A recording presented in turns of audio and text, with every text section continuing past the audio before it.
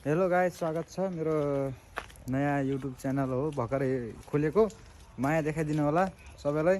अहिले चाहिँ म यहाँको दृश्य हेरेर तपाईँले थाहा पाइसक्नु होला म कहाँ छु भनेर।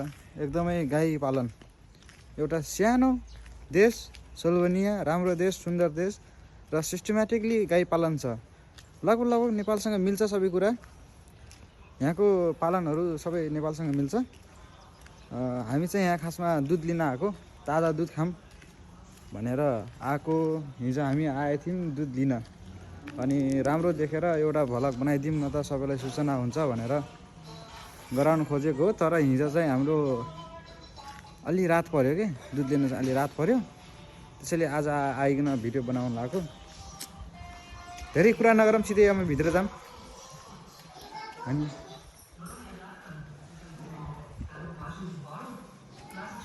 भिडियोमा देख्न सक्नुहुन्छ गाईहरू यहाँ धेरै छन्। यहाँको गाईहरूले नि अब सायद दाना खोज्यो होला नि, त्यसैले गाईहरू कराइरहेको छन्। उता बाछी छन् हजुर।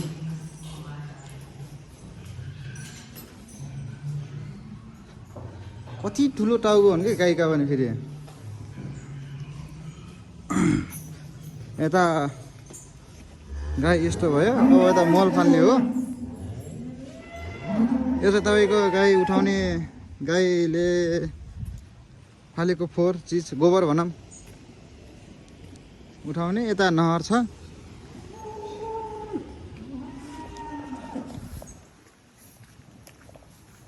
यो चाहिँ उठाउने भयो, मल उठाउने भयो। यो सेनिटाइजर गर्ने भयो, गाईलाई खोरमा केही कीटाणु सिटाणु छ कि भनेर। यहाँको घाँसहरू चाहिँ तपाईँको भ्यागु मानेर है, एकदम भ्यागु मानेर यो राख्नु देख्न सक्नुहुन्छ पछाडि। अलिक देखिएन होला है, भ्यागु मानेर बनाइरहेछ। त्यो यो यस्तो हरियो घाँसलाई चाहिँ भ्यागु मानेर प्याक गर्छ के।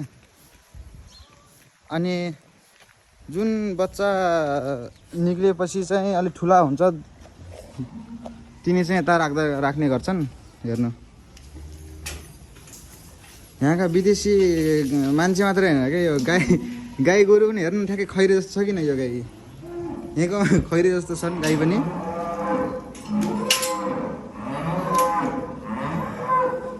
खैरे जस्तो छ।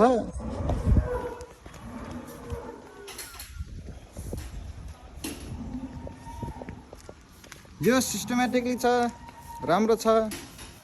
कमै काज राम्रो हुन्छ यहाँ काम गर्न पायो भने।